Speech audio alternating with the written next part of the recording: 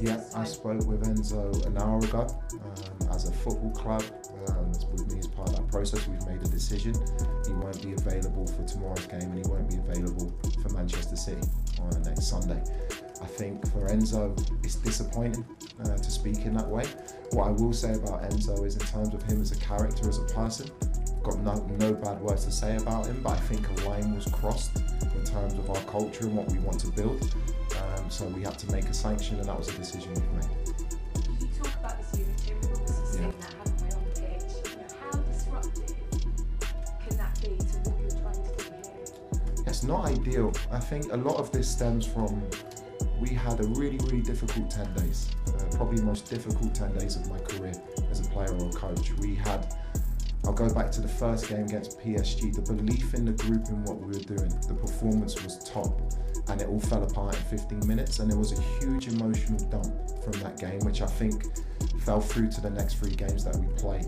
Why was there such a big emotional dump? Because the players were so motivated and had so much belief that we could do something really special in the Champions League this year.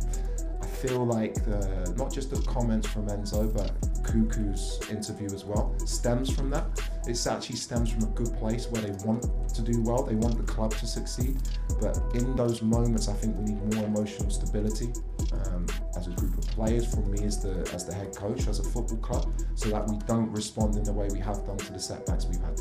I'll come on to Cuckoo in a moment, but just in terms of Enzo, was that your decision, the club's decision, or is it a case of we're not comfortable with this? And he's been your captain the last few games. No, Enzo, firstly, as a character, as a person, as a player, I have the utmost respect for Enzo Fernández. What he's achieved in his career, the player that he is.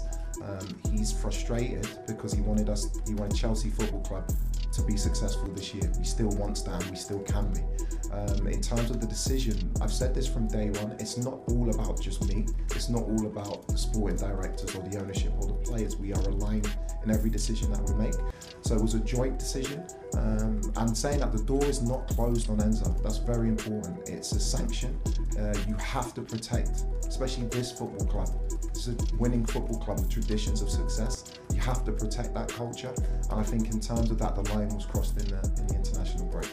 As far as you're concerned, when you had that conversation with him, is he happy here? Do you get the sense he is here for the long term, or is he not? I can't speak for him. What I do know is when he's been on the pitch, even at Everton, when we lost the game, really disappointing performance, there was no lack of commitment in his performance. There was no lack of wanting the club to do well.